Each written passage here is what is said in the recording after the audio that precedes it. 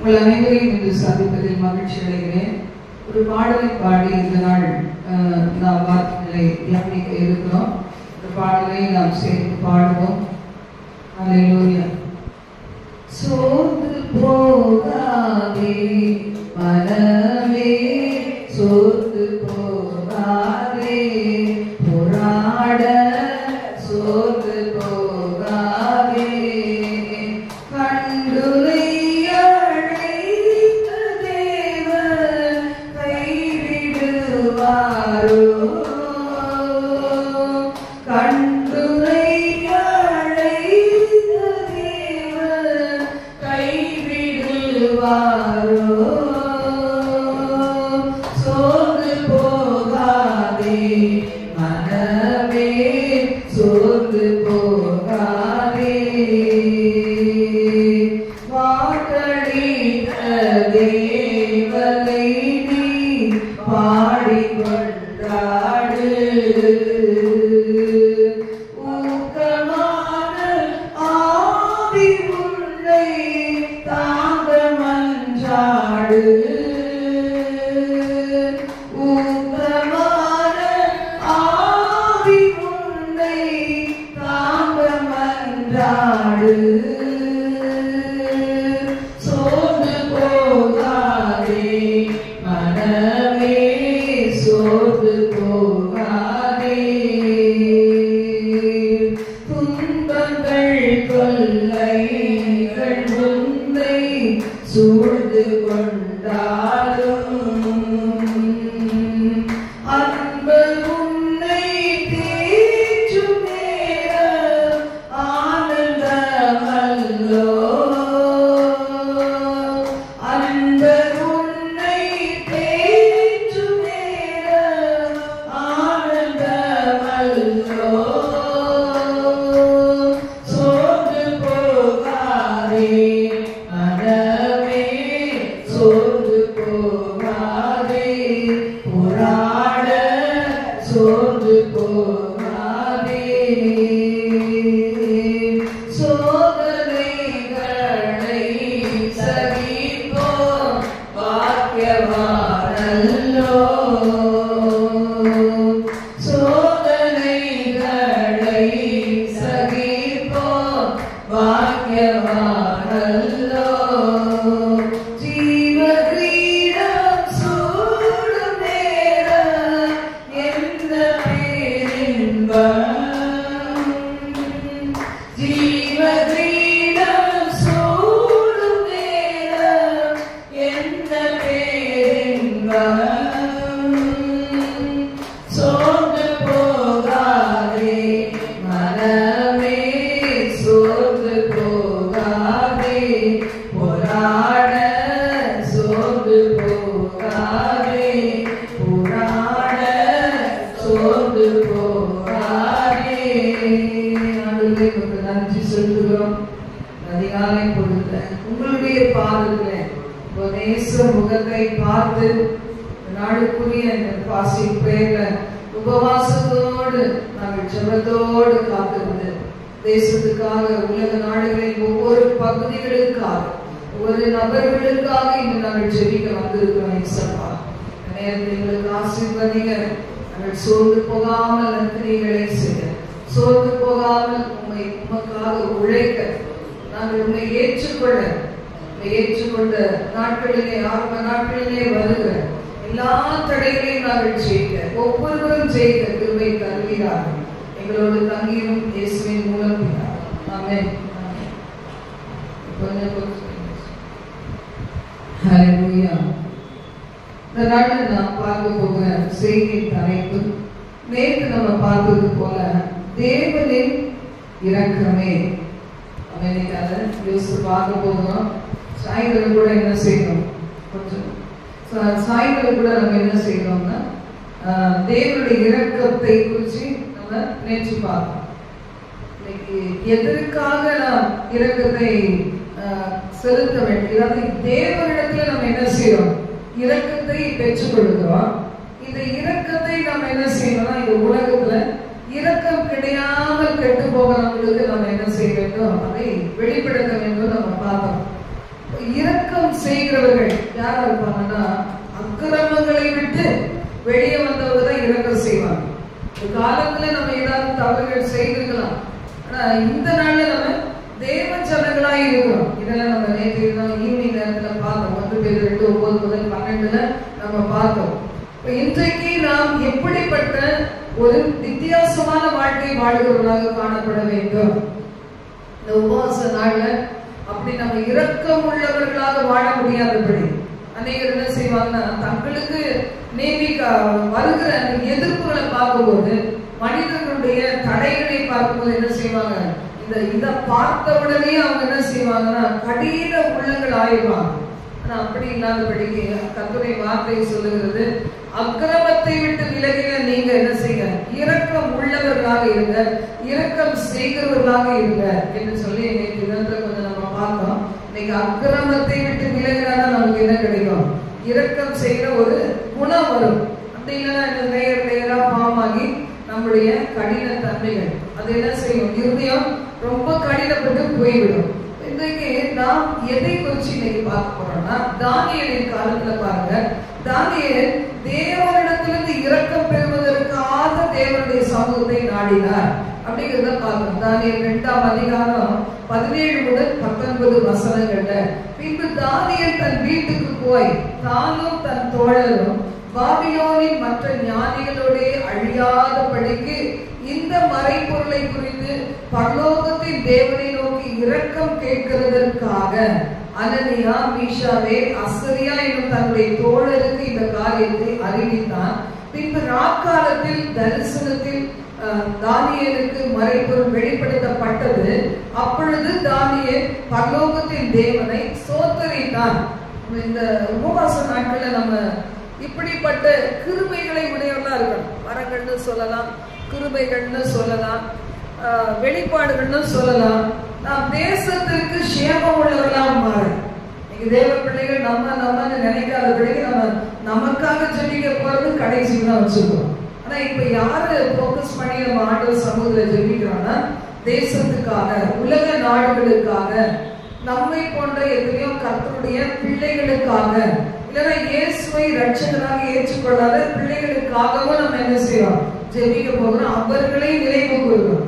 இந்த இடத்துல நாம் வாசிக்கும் போது தானியேல் என்ன செய்கிறார், ராஜாவுடைய கட்டளை இதற்கு அர்த்தம் சொல்லாவிட்டார் எல்லாரையும் நான் என்ன செய்வேன், அழித்து போட்டு விடுவேன் என்று சொல்லும் போது அவர் என்ன செய்யறாரு, தானியேல் கொஞ்சம் கவலை கொடுங்க, நாங்க என்ன செய்கிறோம், எங்கள் தேவனிடத்துல இரக்கம் கேட்டுக்கொண்டு வருகிறோம் அப்படின்னு சொல்லி இரக்கம் கேட்கிறதுக்காக.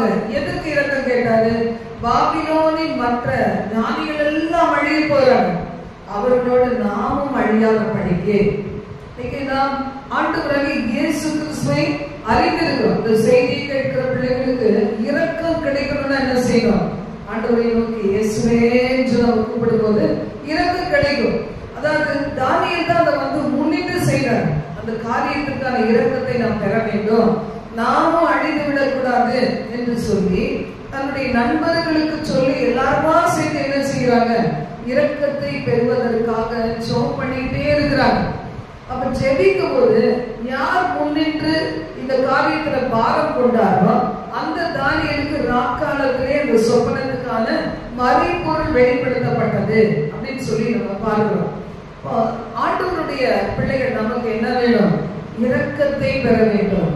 எல்லா ஜனங்களும், இப்ப தானியேலும் அவங்க நண்பர்கள் மட்டும் காப்பாற்றப்படல, அங்க இருந்த மற்ற எல்லாருமே காப்பாற்றப்பட்டாங்க. பாபிலோனில் உள்ள மற்ற எல்லா ஞானிகளும் காப்பாற்றப்பட்டாங்க. இப்போ ஒண்ணு நம்ம தெரிந்து கொள்ளணும், எல்லா ஞானத்தை விட மேலான ஞானம் ஆண்டவராகிய இயேசு கிறிஸ்துவின் ஞானம். அவர் ஒருவரே தேவனாய் இருக்கிறபடினால அவர் ஒருவருக்கு தான் எல்லா வித பவர் இருக்கு. மறைப்பொருட்களை வெளிப்படுத்துகிறதுக்கு அந்த தேசத்துல இருந்த யாராலையுமே முடியல. கல்தையருக்கோ மற்ற ஜோசியர்களுக்கோ மற்ற பிள்ளைகளுக்கு எல்லாம் முடியாத ஒன்று தானியேல் என்ன செய்தார், அதை நிரூபித்தார். தேவனாகிய கர்த்தர் மூலம் இன்றைக்கும் ஜீவனுள்ள தேவன் இருக்கிறார். அவரிடத்துல நாம் கேட்டோம்னா அவரால் வெளிப்படுத்தப்பட முடியாத ஒரு மறைபொருள் இல்லை. அப்படிங்கறத இந்த இடத்துல ப்ரூவ் பண்ணினாங்க. இப்ப இந்த நாள்ல நாம் எதுக்கு உபவாசிக்கிறோம் அப்படின்னா, நம்முடைய தேவனாகிய கர்த்தர் என்பதை நிரூபிப்பதற்காக. இப்படி நிரூபிக்கும் போதுதான் ஜனங்கள் வெளிச்சம் பெறுவாங்க. ஜனங்கள் வெளிச்சம் பெறும்போதுதான் அவர்கள் தங்களுக்கு இழைக்கப்படுகிற, தங்களை சுற்றிலும் இருக்கிற அந்த காரியங்களிலிருந்து என்ன செய்ய முடியும், வெளியே வர முடியும். இல்ல தேவன் அச்சவர்களாகவே அவங்க மறிச்சு போயிட்டாங்கன்னா நிச்சயமா நரகத்துக்கு தானே போகணும். ஆண்டவருடைய கண்கள் யாரை நோக்கி பார்க்கிறதுனா, பக்தி உள்ளவர்களை, அவர்களை தனக்கு சொந்தமாக்கும்படி ஆண்டவருடைய கண்கள் என்ன செய்யுது, பூமி எங்கும் உலாவி கொண்டே இருக்குது, உலாவி வருகிறது. உலக நாடுகள் எங்கும், பூமி எங்கும். அப்ப இந்த கண்களுக்கு பக்தி உள்ளவர்கள் என்ன செய்யக்கூடாது, அவர்கள் தேடுகிறாங்க, உண்மை தெய்வத்தை தேடுகிறாங்க. யார் தேவன் சொல்லி தேடுகிறாங்க. தங்களுடைய பிரச்சனைகளுக்கு நடுவில் அநீதியான சம்பவங்கள் நடக்கிற காலத்துல தங்களுக்கு நீதி செய்கிற ஒரு கடவுள் இருக்கிறாரா, அதான் அவங்க தேடுறாங்க. அப்ப தேவன் என்ன செய்கிறாரு, தன்னை வெளிப்படுத்துவதற்கு அவர்களுக்கு சித்தமுள்ள கர்த்தராக இருக்கிறார். அதனால்தான் இந்த நாள் நாம் என்ன செய்கிறோம், உபவாசித்து ஆண்டவருடைய இரக்கத்தை கேட்கிறோம். ஆண்டவரே, நம்ம ஒரு நாள் எப்படிதான் வாழ்ந்தோம், இரக்கம் பெறாதவர்களாக வாழ்ந்தோன்னு வேதம் சொல்லுது. ஒரு நாளிலே நீங்க எப்படி இருந்தீங்க, இதை நாம 1 பேதுரு 2ஆம் அதிகாரத்துல நம்ம வாசிக்கிறோம். 10ஆம் வசனத்துல, முன்னே நீங்கள் தேவனுடைய ஜனங்களாய் இருக்கவில்லை, இப்பொழுது அவருடைய ஜனங்களாய் இருக்கிறீர்கள்.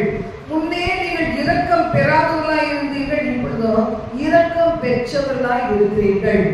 ஒரு காலத்துல இரக்கம் பெறாதவர்களாய் இருந்தது போல இன்னைக்கும் தேசமெங்கும் உலக நாடுகளிலும் எத்தனை பேர் இருக்கிறாங்க, இரக்கம் பெறாதவர்களாக.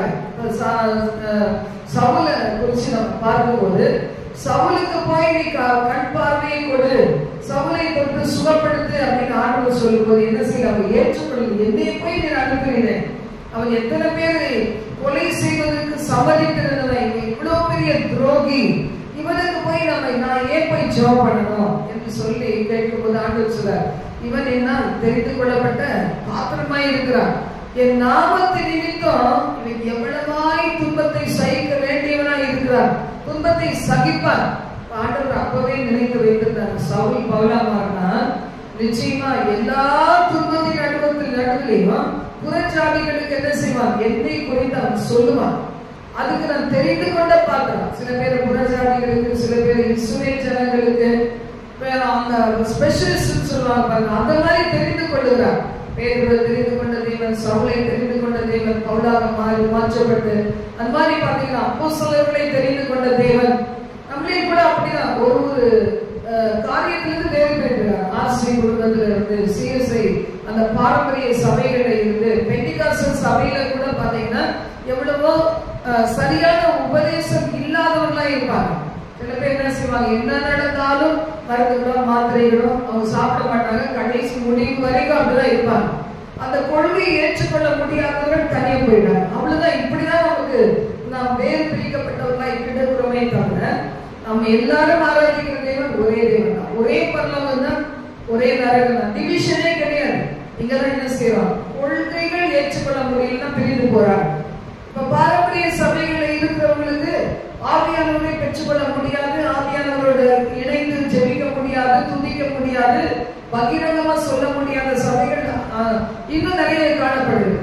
ஆனா அதுல இருந்து கொள்கையை நிமித்தம் வேறு பிரிக்கப்பட்டவங்களா இருக்கிறது தான் சபைகள் நிறைய பிரிச்சு கிடக்குது. ஆனா ஒரே சத்திய வேத வசனம் தான் நம்ம எல்லாருக்கும் கொடுக்கப்பட்டிருக்கிறது. இப்ப பாருங்க, நம்ம எல்லாரும் கூட இணைந்து எத்தனையோ பிரச்சனைகள், போராட்டங்கள், எத்தனையோ யுத்தங்கள், கண்கள் காணாத தீய சக்திகள் கட்டவிழ்க்கப்பட்டு ஜனங்கள் அங்காங்க அழிக்கப்பட்டு கொண்டு இருக்கிறாங்க. பாருங்க, மருந்துகள் மாத்திரைகளை வாங்குறதுக்கு போறாங்க, அதுவே அவங்களுக்கு ஜீவனை போகிறது. இப்படி பல விதத்துல சத்துரு பொல்லாத பிசாசு ஜனங்களை அழித்து கொண்டிருக்கிற நேரத்துல நம்ம எதற்காக கூடி வந்திருக்கிறோம், தேவனிடத்துல இரக்கம் கேட்கறதுக்காக. நான் எப்படி இரக்கம் பெற்றேனோ, பூச்சக்கரத்துல எத்தனையோ பேர் இருக்க என் தேவநாயகத்தை என்னை தனக்கு சொந்தமா தெரிந்து கொண்டார், என் குடும்பம் என் மூலமாக தெரிந்து கொள்ளப்பட்டது.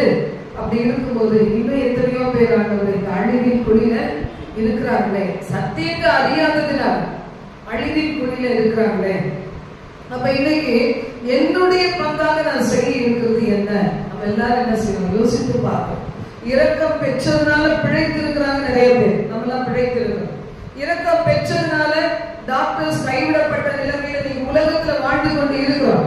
தேவனுடைய இரக்கத்தை பெற்றதுனால சாபத்தின் கட்டுகளை முறித்து இன்னைக்கு நம்ம என்ன செய்யறோம்? ஆசீர்வாதத்தின் பிள்ளைகளாக இருக்கிறோம். நம்ம தேவன் ஆசீர்வதிக்கிறதுக்கு தான் அழைத்தார் என்பதை நாம் நம்புகிறோம்.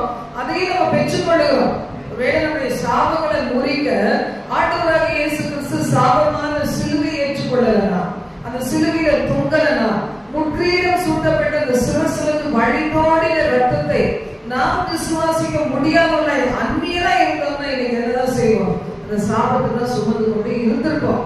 மனுஷரின் சாபங்கள், சூழ்நிலைகளின் சாபங்கள், சாபமான ஒரு இடத்துல கால் வைக்கும் போது, சாபத்துக்கு ஏதுவான பாவங்களை செய்யும் போது, முன்னோர்களுடைய சாபங்கள் தொடரும் போது, ஒருவேளை எனக்காக ஒரு இயேசு மரத்திலே தூக்கப்பட்டவரானார், சாபமானவங்க தூக்கக்கூடிய அந்த மரத்துல தூக்கப்பட்ட எவரும் சபிக்கப்பட்டவர் என்று எழுதியிருக்கிறபடி கிறிஸ்து நமக்காக சாபமானார். இந்த சத்தியம் மட்டும் நமக்கு தெரியலன்னா நம்மள இன்னைக்கு எங்கதான் இருந்திருப்போம்? சபிக்கப்பட்ட பிள்ளைகள், தேவனுக்கு விரோதமான பிள்ளைகள், தேவனை விட்டு தூரம் பிரிக்கப்பட்ட பிள்ளைகள், சபையில ஐக்கியமாக முடியாத பிள்ளைகள் இருந்திருப்போம். இன்னைக்கு அநேகர் பாருங்க, தனியா வேதனையை சுமக்கிறார், தனியா சிலுவையை சுமக்கிறாங்க. இந்த சபை என்கிற அந்த ஐக்கியத்திற்குள்ள, தேவனுடைய ஜனம் என்கிற ஒரு ஐக்கியத்திற்குள்ள, சபைனா என்னது? 2 பேரோ 3 பேரோ 10 பேரோ 100 பேரோ 1000 பேரோ கூடி வருகிற இடம் தான். அந்த இடத்துல என்ன செய்ய முடியல? நம்ம கிறிஸ்தவ மட்டும் சபைன்னு சொல்றது இல்ல, எல்லாருமே யூஸ் பண்ணக்கூடிய ஒரு பொதுவான வார்த்தை தான் சபை. அவங்களும் சபைன்னு சொல்லுவாங்க, இந்த சபை அந்த சபைன்னு சொல்லுவாங்க. நாம சொல்லுகிறோம். இப்ப இதுல என்ன, கொஞ்சம் பேர் கூடி வருகிற ஒரு இடம் தான் சபைன்னு சொல்லப்படுது. அப்ப பாருங்க, இந்த ஐக்கியத்துல வராதபடிக்கு பிரிந்து போகிற பிள்ளைகள் என்ன செய்யறாங்க? அவங்க மாட்டி கொடுக்குறாங்க. நம்மள சின்ன பிள்ளைல கதை படிச்சிருப்போம் பாத்தீங்களா? 4 மாடு ஒன்னா இணைந்து இருக்குது, ஒரு சிங்கத்தை எதிர்த்து நிக்குது. ஆனா இந்த 4 மாடு தனித்தனியா பிரிஞ்ச அப்புறம் என்ன செய்யுது? சிங்கம் வகை தேடி ஒரு நாளைக்கு ஒரு மாடுதான் எல்லாத்தையும் சாப்பிட்டு முடிச்சிருது. இப்படிதான் சபை கூடுதலை சிலர் விட்டு விடுகிறது போல நீங்கள் விட்டு விடாதீர்கள் அப்படின்னு ஆண்டவருடைய வார்த்தை நமக்கு சொல்லக்கூடியதா இருக்கு. இந்த சபைக்குள்ள வரும்போது, சபையாக இணையும் போது, டீமாக இணையும் போது அப்ப என்ன கிடைக்குது? நமக்கு ஸ்ட்ரென்த் கிடைக்குது. ஒருவர் கீழே விழுந்தா மற்றவர் தூக்கி விடுவார். ஒருவருக்காக ஒருவர் நாம் செபிக்கிறோம், ஒருவருக்காக ஒருவர் அவருடைய கடின தன்மைக்காக வேண்டிக் கொள்ளுகிறோம். ஒருத்தர் ஆபத்துல இருக்கும் போது நம்முடைய சபையில உண்மையான பிள்ளைகள் இணைந்து செபிக்கிறோம்.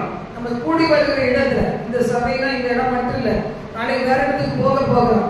ஆனா இந்த உலக நாடுகள், தேசத்தின் பல பகுதிகளில் இணைக்கப்படும் போது எல்லாம் சேர்ந்துதான் சபை. ஆண்டவருக்கு என்ன இல்லை, ஒரு பாகுபாடும் கிடையாது. நமக்கு தான் நிறைய பாகுபாடு வச்சிருக்கிறோம். கர்த்தரிடத்துல எந்த பாகுபாடும் கிடையாது. அப்போ தேவனுடைய வார்த்தை சொல்லுது, தேவனுடைய இரக்கத்தை பெற்றா எல்லாரும் காப்பாற்றப்படுவாங்களே, நாங்களும் அழிக்கப்படாம இருப்போமே என்று சொல்லி தானியேலும் அவனுடைய நண்பர்கள் போய் அந்த இரக்கத்தை கேட்க போனாங்க. இரக்கத்தை கொடுத்தார் கர்த்தர். ராஜாவுடைய அந்த சொப்பனத்துக்கு அர்த்தத்தை கொடுத்தார். எல்லோரும் காப்பாற்றப்பட்டாங்க என்பதை நாம வாசிக்கிறோம். அதே மாதிரி கர்த்தருடைய வார்த்தை சொல்லுகிறது, யூதா அதிகாரத்தை நீங்க பாருங்க. இதில் நம்ம வாசிக்கும் போது தேவனுடைய இரக்கத்தை பெற காத்திருங்கள். 20ஆம் வசனம் 21ஆம் வசனத்துல வாசிக்கும் போது, நீங்களோ பிரியமானவர்களே. அதுக்கு முன்னாடி வாசிங்கன்னா கடைசி காலத்துல என்ன செய்வாங்க? பிரிந்து போவாங்க, கூடயே இருந்து உங்களுக்குள்ள ஒருத்தராவே இருந்து என்ன செய்வாங்க? வெளியே போய் தூட்டி திரிகிறவங்க இருப்பாங்க. இதுக்கு நடுவுல நீங்களோ பிரியமானவர்களே. அந்த யூத அதிகாரம் முடிச்சு நீங்க வாசிங்கன்னா நிறைய நாட்கள் பார்த்துருக்கோம். அதாவது மறுபடியும் நம்ம பார்க்க வேணாம்னு சொல்லி இன்னைக்கு தியானத்துக்கு ஏற்றது போல நம்ம என்ன செய்யறோம்? நம்ம பார்க்க போகிறோம். இதுல பாருங்க 17ஆம் வசனம், நீங்களோ பிரியமானவர்களே நம்முடைய கர்த்தராகிய இயேசு கிறிஸ்துவின் அப்போஸ்தலரால் முன் சொல்லப்பட்ட வார்த்தைகளை நினைவு கூறுங்கள். 20ஆம் வசனம் சொல்லுவாங்க, நீங்களோ பிரியமானவர்களே உங்கள் பரிசுத்தமான மகா பரிசுத்தமான விசுவாசத்தின் மேல் உங்களை உறுதிப்படுத்தி கொண்டு. இன்னைக்கு எல்லாருக்கும் ஒரே விதமான விசுவாசம் இல்ல. சில பேர் என்ன செய்வாங்க? கர்த்தர் என்ன வெளிப்படுத்துகிறார் ஆண்டவர்கிட்ட பரிகாரம் உண்டு. அவருடைய தழும்புகள் நமக்கு பரிகாரம் உண்டு. அவருடைய ரத்தம் நம் பாவங்களை கழுவி நம்மை சுத்திகரிக்கும். எண்ணெய் பூசி ஜெபம் பண்ணும் போது அவருடைய பாவங்கள் மன்னிக்கப்பட்டு அவர்கள் மன்னிக்கப்படுவார்கள், அவர்களுக்கு சுகம் கிடைக்கும் என்று நம்புகிறவங்க இருக்கிறாங்க. ஒரு சிலர் என்ன செய்வாங்க, நம்ம ஹாஸ்பிட்டலுக்கு போனா அந்த மருந்து மாத்திரைகள் நம்மை நம்மளுக்கு சுகத்தை கொடுக்கும் நம்புறவங்களும் இருக்கிறாங்க. நம்ம எந்த கேட்டகரியா இருந்தாலும் சரி, எந்த வகையானவர்களா இருந்தாலும் சரி, கர்த்தருடைய வார்த்தை என்ன சொல்லுது, உனக்கு என்ன விசுவாசம். சில பேர் பாருங்க, ஹாஸ்பிட்டல்ல போய் நம்ம ஒரு சிலருக்கு மருந்து கொடுக்க முடியாது பாருங்க. நல்ல மனநிலைமை பாதிக்கப்பட்டவங்க, இல்லைன்னா பிடிவாதம் பிடிச்சவங்க, சில பேர் என்ன செய்வாங்க, மருந்து வாங்கிக்குவா, மாத்திரை வாங்கிக்குவா, மருந்து வாங்கிக்குவா, மாத்திரை வாங்கிக்குவாங்க. அதுக்கு மருந்து கொடுக்க முடியாது, மாத்திரையை கொடுக்க முடியாது. சில நேரத்தில் நம்ம எப்படி ஏமாத்துவோம், நம்மள வச்சுக்கிட்டு நல்லா கையை விட்டு கலக்கிட்டு இந்த மாத்திரை என்ன செய்யும், தண்ணியில கலக்கக்கூடிய மாத்திரை, இது நீங்க குடிச்சு பாருங்களேன் நல்லா போயிடும் அப்படின்னு சொல்லுவோம். உடனே அவங்களும் குடிச்சுட்டு என்ன செய்வாங்க, நல்லா போயிடுச்சு சொல்லுவாங்க. அப்படி ஒரு பிரம்ம அவங்களுக்குள்ள இருக்குது, அறியாம இருக்குது. அது மாதிரி இன்னைக்கு உங்களுக்கு அது அவங்களுடைய விசுவாசம் என்ன இருக்கு, மருந்து மாத்திரை சரி கொடுத்துட்டு போலாம். அது மாதிரி இன்னைக்கு ஆண்டவர் சொல்ற, உனக்குன்னு ஒரு விசுவாசம் இருக்குல்ல. எவ்வளவு சோதிக்கப்பட்ட அந்த விசுவாசத்தை உடையவங்களா மாறுகிறோம். பொருள் எப்படி சோதிக்கப்படுகிறதோ நம்முடைய விசுவாசம் சோதிக்கப்பட்ட காலங்கள் அநேகம். ஒவ்வொருத்தரும் ஒவ்வொரு விதத்துல சோதிக்கப்பட்டு அதுல நம்ம ஸ்பெஷலிஸ்டா மாறிடுவோம். இப்ப நம்மளை அசைக்கிறதுக்கு யாருக்குமே முடியாது. அப்படிங்கிற ஒரு விதத்துல நமக்குள்ள ஒரு விசுவாசம் வந்துருக்கும்ல, அந்த மகா பெரிய விசுவாசத்துல உன்னை ஸ்திரப்படுத்திக்கொள், உறுதிப்படுத்திக்கொள். அப்புறம் என்ன செய், பரிசுத்த ஆவிக்குள் ஜெபம் பண்ணுங்க அப்படியே போடப்பட்டிருக்கு பாருங்க. என்னுடைய விசுவாசத்தின் அளவு வேற, உங்க விசுவாசத்தின் அளவு வேற, மற்றவருடைய விசுவாசத்தின் அளவு வேற. அதுல நம்ம என்ன செய்யணும், ஒருவரால் அசைக்கப்படாதபடிக்கு உறுதிப்பட்டவர்களாக இருக்க வேண்டும். பரிசுத்த ஆவிக்குள் ஜெபம் பண்ண வேண்டும். ஆவியோட நான் ஜெபம் பண்ணுவேன், கருத்தோடு ஜெபம் பண்ணுவேன்னு சொல்லி சொல்லு பாருங்க. ஆவியோட கருத்தோடு ஜெபம் பண்ணுகிறோம். ஒரு சிலருக்கு என்ன நம்பிக்கைன்னா, கருத்தோட ஜெபம் பண்ணி முடிச்சுட்டு அதுக்கப்புறம் என்ன செய்யறாங்க, எனக்கு தெரிஞ்சதெல்லாம் ஜெபிச்சுட்டேன், இவங்க பரிசுத்த ஆவியானவருக்குள் இணைந்து நிறைந்து நான் ஜெபிக்க போகிறேன்னு சொல்லிட்டு உடனே என்ன செய்வாங்க, அந்நிய பாஷைகள்ல ஒரு அப்படின்னு உடனே ஜெபம் பண்ண ஆரம்பிச்சுவாங்க பாருங்க. அப்ப பரிசுத்த ஆவிக்குள் ஜெபம் பண்ணி, அப்போ அது புரியாதவங்களுக்கு புரியலன்னா பரவாயில்ல. ஒரு முறை பாத்தீங்கன்னா நான் சொல்லியிருக்கேன், என் ஹஸ்பண்ட் ஆரம்ப நாட்கள்ல அப்ப பாருங்க, நான் அப்பதான் ஆவியானவருக்குள்ள பெற்று கொண்டிருந்தேன். அந்த அபிஷேகத்தை ரொம்ப ரொம்ப மதிச்ச காலங்கள், இப்பவும் மதிக்கிறேன், ரொம்ப அதிகமா மதிக்கிறேன். ஆனா அந்த காலத்துல ஒரு புது அனுபவம் எப்படி இருக்கும், ஆதி அன்பு, முதல் அனுபவம், அதெல்லாம் நம்மளால மறக்கவே முடியாது. அதுக்கு பிறகு பல சூழ்நிலைகள் வந்தாலும் அந்த ஆரம்பத்துல ஆவியானவர் கற்றுக் கொடுத்த ஒரு காரியம் என்னன்னா, ஜெபமே பண்ண முடியாத ஒரு அந்த ஜெப நேரம் கிடையாது. ஈவினிங் நேரம் பிள்ளைகளோட விளையாடி அந்த பிள்ளைகளோட கொஞ்சம் டைம் ஸ்பெண்ட் பண்ற நேரம். ஆனா அந்த நேரத்துல வழக்கத்துக்கு மாறா பாத்தீங்கன்னா கரண்ட் வெளியே கரண்ட் ஆஃப் ஆகி உள்ள இருக்க முடியாத வெளியில வந்து நின்று அப்படியே நின்றுட்டு பிள்ளைகளோட கொஞ்ச நேரம் அவரை பார்த்து கொண்டு இருக்கிற நேரத்துல ஆவியானவர் சொன்னாங்க, உள்ள போய் ஜெபம் பண்ணு, உள்ள போய் ஜெபம் பண்ணு. உடனே பாருங்க, உள்ள போய் எதுக்கு ஜெபம் பண்றோம் தெரியல. பிள்ளைங்களை அப்படியே விட்டுட்டு ஹால்ல போய் ஜெபம் பண்ணும்போது, முட்டி போட்டு ஜெபம் பண்ணும்போது அந்நிய பாஷைகளை நிறைஞ்சு நிறைஞ்சு நிறைஞ்சு ஆவியானவர் ஒரு பாரத்தை கொடுத்தார். அப்படி ஜெபிக்கும் போது பாருங்க, ஜெபிச்சு முடிச்சுட்டு என்னத்துக்கு இன்னைக்கு ஜெபிச்சோம் தெரியவே இல்லையே அப்படின்னு வெளியே வந்து நிற்கும் போது கொஞ்ச நேரத்துல ஹஸ்பண்ட் வந்து வேலைக்கு போயிட்டு திரும்பி வரும்போது சொன்னாரு, நான் வர வழியில இவ்வளோட்டு நேரம் பார்த்த ஒரு பெரிய பாம்பு என்ன செய்யுது, படை எடுத்துட்டு நின்றுச்சு. என்ன பண்றதுனே தெரியல, எப்படி தப்பிக்கிறதுன்னு தெரியல. பின்னாடி போடுவா, முன்னாடி வருவான்னு தெரியல. அந்த கொஞ்சம் கேப்புக்குள்ள வண்டியை விட்டு வரும்போது வந்துட்டு பின்னாடி திரும்பி பாக்குற, அது வேகமா வந்து கீழே குத்திட்டு அப்படியே ஓடி போச்சு அது புஷ்ஷுல. அப்படி பாருங்களேன், அந்த இடத்துல காப்பாற்றுவதற்காக ஆண்டவர் செஞ்சாரு, பரிசுத்த ஆவிக்குள் ஜெபம் பண்ணு, ஜெபம் பண்ணு, ஜெபம் பண்ணு. இன்னைக்கு அது மாதிரி நமக்கு கொடுக்கப்பட்ட அந்த ஆவியானவர் எப்படிப்பட்டவர், ஏறப்பட்ட பொக்கிஷம். அதனால நம்ம என்ன செய்யறோம், இடையிடையே ஆவியானவருக்குள்ளாக ஜெபம் பண்ண ஆரம்பிச்சிடும். மகிமையான நேரமா இருக்குது பாருங்க. அது மாதிரி பரிசுத்த ஆவிக்குள் ஜெபம் பண்ணி இந்த நாட்டுக்கு அப்படியே கரங்களை உயர்த்தி, இந்த நாட்டில் எப்படி எதுக்காக நீ பாரத்தை அல்லது எங்களுக்கு கொடுக்க விரும்புகிறோம், தேசம் எங்கும் உலக நாடுகள் எங்கும் ஒருவேளை விசுவாசத்துல கலந்து போனவர்களா இருக்கலாம், ஆவியானவரை மறுதலிக்கிறவர்களா இருக்கலாம், பரிசுத்த ஆவியானவருக்குள்ளாக புதுப்பிக்கப்பட வேண்டிய நிலைமையில இருக்கலாம். எதுக்காக ஜெபிக்க சொல்றீங்க எங்களுக்கு தெரியல ஆண்டவரே. ஆனா எங்களை நிரப்பின ஆவியானவர் ஒரு ஹம்தனமே கத்சபலாத மந்த ராபா. யாருக்கு இந்த நேரத்துல தேவனுடைய இரக்கங்கள் கிடைக்கணுமோ தெரியல. அவர் தேவனுடைய இரக்கத்தை பெறுவதற்கு தகுதிப்பட வேண்டுமோ தெரியல. நாங்க இன்னைக்கு அந்நிய பாஷைகளை பேசி நீ நபலவ ஹத்தனா கரபா உஷவர மகத ராமனா கருங்க கராது நீ கரந்த ராபா உஷல திகதன பவரி திகதன ஹத்தனா. உதவி செய்யும் தூதர்களை அனுப்புங்க. தேவ இரக்கம் அவர்கள் பெறுவார்களாக. அவர் இக்கட்டுகளுக்கு அவர்கள் தப்புவிக்கப்படுவார்களாக. இந்த குறிப்பிட்ட மணி வேளை 12:10 சென்னையில நடக்குது. அடுத்து இந்தியா தேசத்தினுடைய டைம் இது. இந்த நேரத்துல உலக நாடுகளின் ஏதோ பகுதிகள்ல அடுத்து ஏதோ உலக நாடுகளின் பகுதிகள்ல தேவ இரக்கம் கிடைக்கப்பட வேண்டியவர்களுக்கு தேவ இரக்கம் கிடைப்பதாக. ஒரு ரகதனா மிகம் தலவா ஸ்ரீ நீலரதரபா நிகதரபா நிகதரபா நிபரதி அங்கவந்தரதி அங்கரபா ஓஷர நிகதரபா ரபா நிகபல பரதன கபரவாஷ்யா ஓஷப்தனமி கரதரதி கரதரதி அங்கரபா. ஹalleluya hallelujah ரபா ரபா ரபா ஷபா ரபா ஓஷகனமி கரதரபா நிகதரதி கரதரபா. காலையிலே நாங்கள் ஜெபித்து முடித்து அநேக வேலைகளுக்கு போயிருக்காங்க, வீடு படிக்கிறதுக்கு போயிருக்காங்க, காலேஜஸ் போயிருக்காங்க, பிசினஸ்களுக்கு போயிருக்காங்க. ஒருவேளை டிராவல்ல இருக்கலாம், எங்க பிள்ளைகள் தூர தேசத்துல டிராவல்ல இருக்கலாம், தூங்கி கொண்டு இருக்கலாம், எங்களுக்கு தெரியாது. ஆனா இந்த நேரத்தில் ஆவியானவர்களை இணைந்து ஜெபிக்கிறோம். தேவனின் இரக்கங்கள் கிடைப்பதாக. கட்டாட்டுகளை நீக்கானா ரகல் நகரதாக சிவா ஆரா கோதுவ கந்தராணி கரந்தரபா.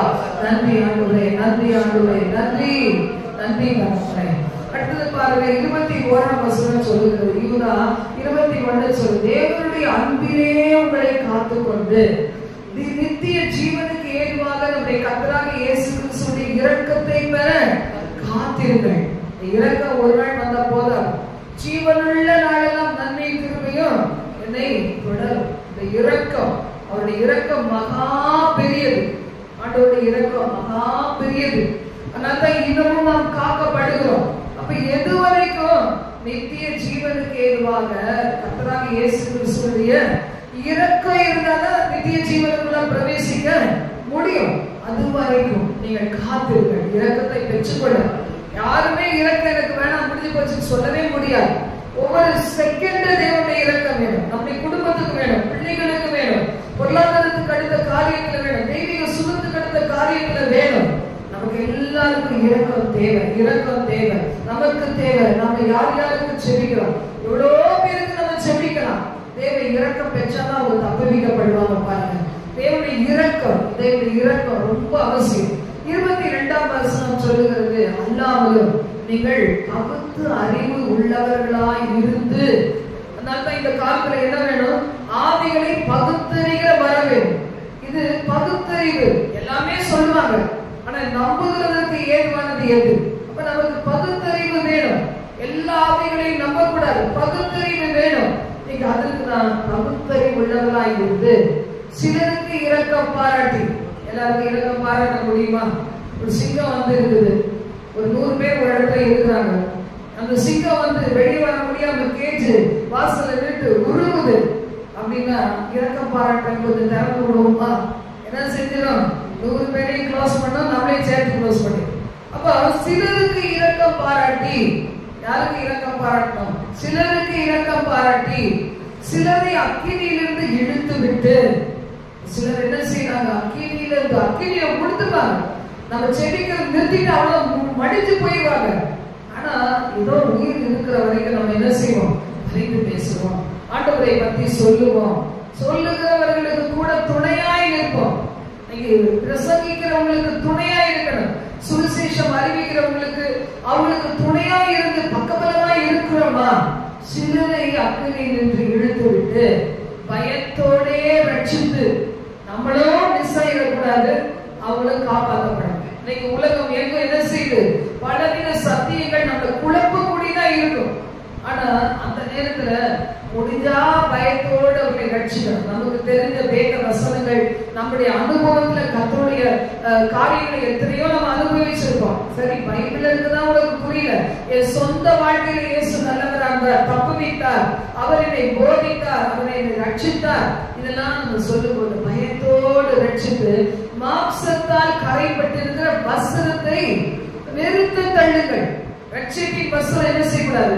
கரைப்பட்டிருக்க கூடாது. கரைகளை கழுவுகிற இயேசுவின் ரத்தத்துல வந்துடும். ஒவ்வொரு நாளும் எப்போ எப்போ கரைப்பட்டு இருக்கிறோம், கரைப்படக்கூடிய சூழ்நிலையில நம்ம என்ன செய்யக்கூடாது? நம்ம போய் அந்த இடத்துல உட்கார கூடாது. அதுல இருந்து நம்மை காப்பாற்றிக் கொள்ள வேண்டும். என் ரட்சிப்பின் வஸ்திரம் இவர்களோடு பேசினா, இந்த இடத்துக்கு போனா, இவங்களோட பழகினா, இந்த சாப்பாடு சாப்பிடும் போது என்று கரைப்பட்டோம்னா அதை வெறுத்து விடுங்கள். சில பேர் நம்ம கிட்ட பேசும்போதே நம்ம ரட்சிப்பின் வஸ்திரம் கரைப்பட்டே போயிடும். நம்மளை கோபப்படுத்தி பேச வைப்பாங்க. அது எதுக்கு? வெறுத்து தள்ளு. அந்த மாம்சத்தால் கரைப்பட்டிருக்க வஸ்திரத்தை வெறுத்து தள்ளு. ஆண்டவர் என்ன செய்வாரு? நம்ம என்ன செய்வாரா? வழிபாதபடி காத்து மகிமையான சன்னிதானத்தில் மிகுந்த மகிழ்ச்சியோடு உன்னை மாசுற்றவராக நிறுத்த வல்லவருக்கு எப்போதும் சோதனை உண்டாவதாக. ஒருவரே ஞானமுள்ளவர், ரட்சகரான தேவனுக்கு கனம், மகத்துவம், வல்லமை, அதிகாரம் எப்போதும் உண்டாவதாக. வசனத்தை பார்க்கும்போது நம்முடைய உள்ளத்துல என்ன தோணுது? கடைசி வரைக்கும் நமக்கு இரக்கம் தேவை. நம் குடும்பத்தினருக்கு தேவ இரக்கம் தேவை. ஒருவேளை அவங்க வாலிப வயசுல இருந்தாலும் தேவை, வயசானாலும் தேவை. ஒரு குழந்தைக்கு கூட தேவனுடைய இரக்கம் தேவை. எவ்வளவு நாள் நம்ம என்ன செய்கிறோம்? மறந்துடும். தேவனுடைய இரக்கம் நமக்கு தேவைங்கிறதே மறந்துடும். அப்படியே கொஞ்ச காலங்கள் அப்படியே நடந்துகிட்டே நடக்கிறோம் பாருங்க.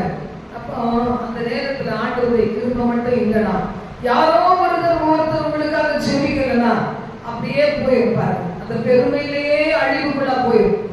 நேரத்துக்கு எங்களுக்கு கீழ்த்திரிப்பட்ட என்ன ஆகும்? அந்த மாதிரி நிலைமை போகாதபடி கர்த்தருடைய இரக்கத்தை நமக்காக அவர் காட்டுகிற தேவனா இருக்கிறார். நாம பிறருக்கு இரக்கம் காண்பிப்போம்.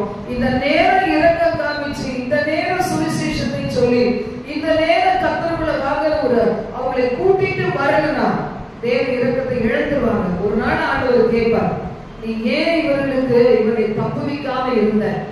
ஏன் சுவிசேஷத்தை சொல்லி சத்திரத்துல கொண்டு வந்து விடாமல் இருந்த? ஆண்டவர் கேட்கும்போது நம்ம என்ன பதில் சொல்லுவோம் பாருங்க. நம்ம இந்த நேரம் ஒரு நிமிஷம் ஜெபிச்சு முடிச்சுட்டு அதுக்கு பிறகு நம்ம என்ன செய்ய போறோம்? இன்னும் ஆவியாருடைய நாடகங்கள்லாம் போய் நம்ம ஜெபம் பண்ண போறோம். ஜெபிக்கலாம். என் அன்பு தகப்பனே, இந்த வார்த்தையை கேட்ட தமது பிள்ளைகள் ஒருவேளை கிறிஸ்துவை அறியாதவர்களா இருந்தா தேவ இரக்கத்தை பெற்றுக் கொள்ளட்டு மாட்டவரே. இயேசு கிறிஸ்துவை இரட்சகராக இருதயத்தில் ஏற்றுக்கொண்டு அவரை பாவங்களால கழுவப்பட இயேசு கிறிஸ்துவின் இரத்தம் சகல பாவங்களை நீக்கி என்னை சுத்திகரிக்கும் என்ற அந்த நிச்சயத்திற்குள்ளாக வருவார்களாக. ஆண்டவரே, அப்பாவை ஸ்தோத்திரிக்கிறோம். பராமரிக்கிற சபைகளுக்கு கடந்து செல்லட்டும். ஆவிக்குரிய நல்ல சபைகளுக்கு அவர்கள் கடந்து செல்லும்படி அவரை கைப்பட செபிக்கிறோம். ஆண்டவரே, அடி காண்பிக்கிற நட்சத்திரமாய் வெளிப்படுவீராக இந்த கருத்தில் நாங்கள் கொடுக்கிறோம். ஆண்டவரே, தகப்பனே, உங்களுக்கு நன்றி அப்பா. நீர் எங்களோடு பேசி இருக்கிறீர் தகப்பனே. அந்த இரக்கத்தை பெற்ற ஜனங்கள் இந்த இரக்கத்தை பெறாதவர்களாய் காணப்படுகிறவர்களுக்காக பரிந்து பேசி ஜெபித்து ஆண்டவரே அவர்களை உமக்குள்ளாக ஆதாயப்படுத்தும் கிருபைகளை கொடுங்க ராஜா. தேசமெங்கும் உலகமெங்கும் எத்தனையோ ஜனங்கள் இருக்கலாம்.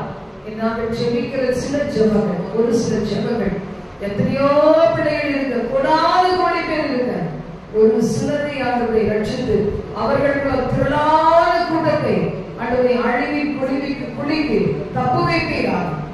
ஒவ்வொருவரையும் பயன்படுத்தும், ஒவ்வொருவரையும் ஆசீர்வதி. இந்த செய்தி அநேகருக்கு ஆசீர்வாதமாகும்படி நினைத்தவரை செபிக்கிறோம். இயேசுவின் இரத்தத்திற்குள் இந்த செய்தியை ஒப்புக் கொடுக்கிறோம். அநேகருக்கு ரீச் ஆகும், அநேகரை ஆசீர்வதியும். தேவ பிள்ளைகள் எங்களுக்குள் இன்னும் சுத்திகரிப்பை கொடுக்கும். கடைசி பல இந்த வழிபாடு காத்துக்களை ஒப்புக் கொடுக்கிறோம். நீங்க பொறுப்பெடுத்துக் கொள்ளுங்க. ஆசீர்வதிங்க. இயேசுவின் மூலம்